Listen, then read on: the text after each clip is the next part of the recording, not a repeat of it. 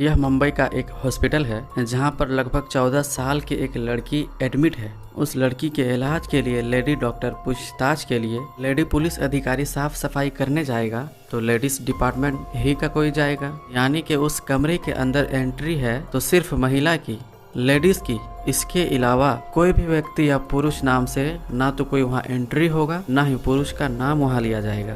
दरअसल वह लड़की पुरुष के नाम से इतना भयभीत है, इतनी डरी हुई है कि नाम सामने आते ही लड़की की सांसें जोर जोर से चलने लगती है। उसे देखकर ऐसा लगता है जैसे कि वो मर जाएगी। 11 सितंबर की शाम 5 बजे तक भी वो लड़की जिंदगी की जंग लड़ रही थी और सांसें उसकी ऐसे ही चल रही है। वह लड़की दिल्ली की निर्भया से कम नहीं, क्योंकि उसके साथ भी कुछ ऐसा ही हुआ था, बल्कि उससे भी ज़्यादा कहे तो कम नहीं होगा। हेलो दोस्तों, हमारे इस YouTube चैनल पे आपका स्वागत है। और आज की ये सच्ची घटना मैं आपको जो सुनाने जा रहा हूँ, यह सच्ची घटना है महाराष्ट्र के पुणे शहर की। दरअसल यहाँ का एक थाना है बनवाड़ी, और इसी थाने क्षेत्र में रहने वाली एक लड़की जिसकी उम्र 14 साल है। उसके माता और पिता किसी नर्सरी के नौकरी में काम करते हैं, पेड़ पौधों की रखवाली करते हैं। यह 31 अगस्त की रात 10 बजे की आसपास की वारदात है। यह लड़की अपने एक दोस्त से मिलने के लिए पुणे के रेलवे स्टेशन पर पहुंच जाती है और वहां जाकर उस लड़के का इंतजार कर रही थी। रात के 10 बज चुके थे मगर उसका दोस्त नहीं आया, जिसको लेकर वह परेशान होने लगी। अचानक ही उस लड़की पर एक ऑटो वाले की नज़र पड़ जाती है, और जैसे ही ऑटो वाले की नज़र पड़ती है, ऑटो वाला उससे पूछता है, क्यों परेशान हो, मैं तुम्हारी कोई मदद कर सकता हूँ। तो लड़की को एक सहारे की ज़रूरत थी। उसे लगा कि शायद यह जो व्यक्ति है, लगभग जिसकी उम्र 30 साल है, उसको अपना सारा दास्तां सुना दिया। कहती है कि वो अपने घर वालों की बिना मर्जी के यहाँ रेलवे स्टेशन पर अपने दोस्त से मिलने के लिए आई है, लेकिन दोस्त नहीं आया, इसलिए वो परेशान है। इतना सुनने के बाद वो ऑटो वाला वहाँ से चला जाता है और करीब 10 मिनट के बाद फिर वापस लौट कर आता है और कहता है कि तुम जिसका इंतज़ार कर रहे हो, दरअसल वो लड़का बाहर खड़ा है और यहाँ आना नहीं चाहता है। वह शर्मिंदा है अपने किए पर जो लेट हो गया है, इसलिए मेरे साथ चलो, मैं तुम्हें उससे मिला दूंगा। लड़की क्योंकि रो रही थी, काफ़ी देर से उसके पास ना पीने के लिए पानी था और ना ही वहाँ आसपास उसे पानी की सुविधा नज़र आ रही थी। तो उस ऑटो वाले ड्राइवर ने उसको एक बोतल दे दिया पानी का, और उस लड़की ने जब उस पानी को पिया, उस लड़की को चक्कर आने लगता है और वो बेहोश होकर गिरती उससे पहले वो लड़का उसे ऑटो पर लेकर पहुँच जाता है और उसके बाद उसे जंगल की ओर ले जाता है, जहाँ ले जाने के बाद उसके साथ बलात्कार करता है। कई घंटे तक उसे अपने साथ रखता है। उस 14 साल की लड़की, उसे कुछ होश नहीं था क्योंकि वो नशे में थी।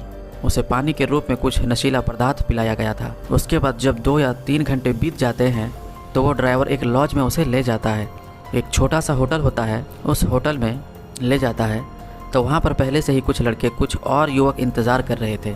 लड़की एक कमरे में जाती है। 31 अगस्त की रात 10 बजे ये वाक़या शुरू होता है।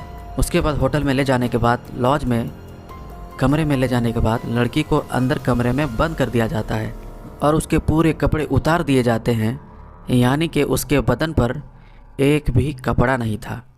अब वो लड़की शर्मा रही है, परेशान है और उसके साथ पहले ही बलात्कार हो चुका था। धीरे धीरे उसे होश आता है। तब तक उसके साथ लगभग 12 लड़के बारी बारी रेप कर चुके थे। दिन निकल आता है और दिन भर यही काम चलता रहता है। एक के बाद एक लड़का आता रहता है और यह सिलसिला लगातार चलता रहता है। शाम हो जाती है, यानी कि उस कमरे के अंदर वो लड़की लगभग 24 घंटे तक रहती है और वो 12 लड़के 24 घंटे उस लड़की के साथ बलात्कार पर बलात्कार करते रहते हैं। वो भूख से, प्यास से तड़पती रहती है। कई बार कहती है कि मुझे खाने के लिए कुछ दे दो, मुझे पीने के लिए पानी दे दो, मगर कोई भी उसकी गुहार नहीं सुनता, उसकी कोई पुकार नहीं सुनता। उसकी चीख की आवाज़ उस कमरे से बाहर जा भी रही थी तो ना जाने क्यों वो होटल के मालिक, पड़ोस या फिर आसपास के लोग उन आवाज़ को सुन नहीं पा रहे थे। यह भी बताया जा रहा है कि उस लड़की को बार बार इंजेक्शन दिया जा रहा था, नशीली चीज़ें दी जा रही थी जिससे कि वो शोर ना मचा सके। इस बीच वो लड़की बार बार रिक्वेस्ट करती रहती है, माफ़ी मांगती रहती है, उसे बचाने की गुहार लगाते रहती है। तो उन 12 लड़कों में से एक लड़के को दया आ जाता है और उसके बाद वह लड़का उस लड़की को लेकर मुंबई के दादर रेलवे स्टेशन पर छोड़ देता है। अब ये आरोपी 12 के 12 फरार हो चुके थे। उन्होंने सोचा कि शायद अब वो लड़की चली जाएगी। दादर रेलवे स्टेशन पर जाने के बाद वहाँ 2 सफाई कर्मचारी मिलते हैं और 2 सफाई कर्मचारी उस लड़की की हालत को देखने के बाद उसके साथ बलात्कार करते हैं। यानी कि अभी वो उन लोगों से बची थी कि 2 सफाई कर्मचारियों ने भी उसके साथ बलात्कार जैसी घटना को अंजाम दे दिया।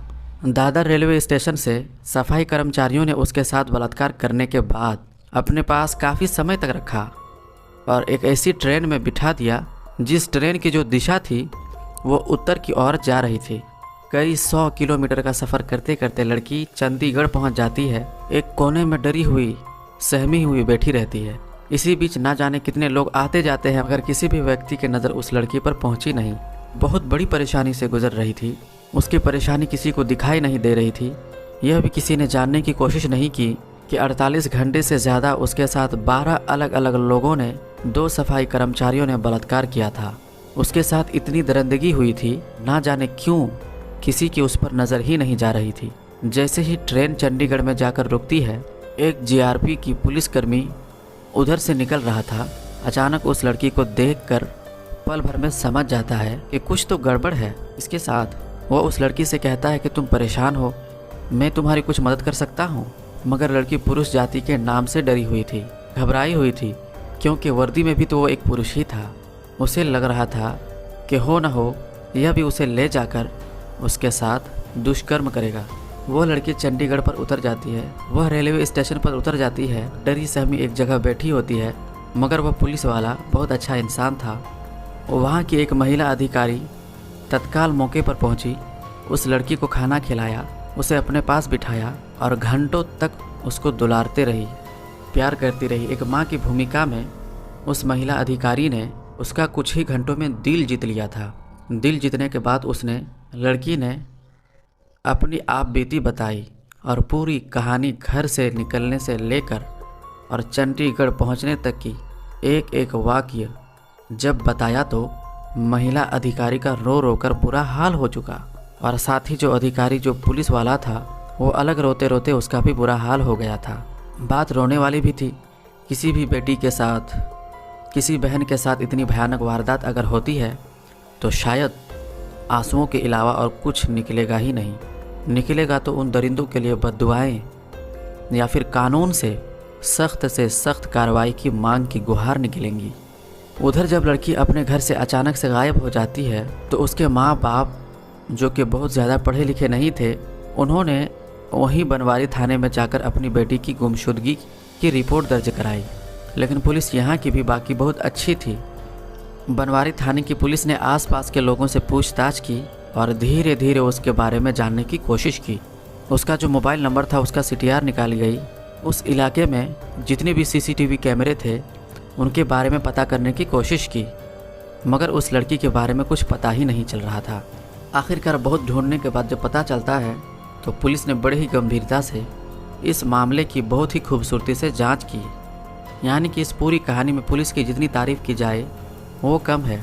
जैसे ही चंडीगढ़ की पुलिस मारवाड़ी की पुलिस से कांटेक्ट करती है तो उसके बाद यहाँ से उस लड़की को हवाई जहाज़ के माध्यम से मुंबई लाया जाता है और मुंबई जाने के बाद उसको हॉस्पिटल में एडमिट कराया जाता है। जितना भी स्टाफ है टोटल के टोटल महिला स्टाफ ही उस लड़की की इलाज में, उसकी खिदमत में, उसकी हर ज़रूरत को पूरा करने में लगा हुआ है, क्योंकि वह लड़की पुरुष जाति के नाम से डरी हुई है, घबराई हुई है। उसके बाद पुलिस ने जो कि मामले की जांच पड़ताल शुरू की है तो 100 से ज़्यादा CCTV कैमरे को खंगाला गया। खंगालते खंगालते आखिरकार पुणे के रेलवे स्टेशन पर एक ऑटो जाता है, वह मिलता है। उसमें वह लड़की थी और उसी ऑटो का नंबर उस CCTV में कैद हो जाता है।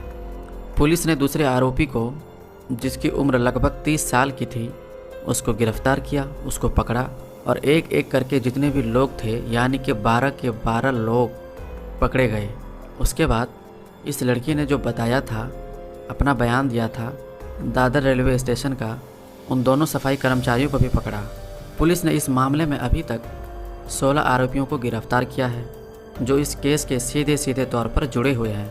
मुंबई पुलिस की प्राथमिकता है कि इस मामले को फास्ट ट्रैक कोर्ट में चलाया जाए ताकि अगले 10 से 15 दिन में या लगभग 1 महीने में इस केस में जो निर्णय है आना चाहिए और जितने भी दरिंदे हैं, जितने भी आरोपी हैं, सबको फांसी की सज़ा कम से कम होनी चाहिए। सैल्यूट करता हूँ उस पुलिस को जो GRP पुलिस का सिपाही था और मैं सैल्यूट करता हूँ उस महिला को जिसने इस लड़की का दिल जीता जिसने उसे हॉस्पिटल तक पहुंचाया। और मैं सल्यूट करता हूं उस पुलिस को जिसने इस मामले को महज 5 से 6 दिन के अंदर खोलकर सबके सामने रख दिया। इस कहानी को बड़े बड़े मीडिया के लोग नहीं दिखा रहे हैं टीवियों पर, इसलिए इस कहानी को सुनाने का मकसद है लोगों को सावधान करना, लोगों को अलर्ट करना।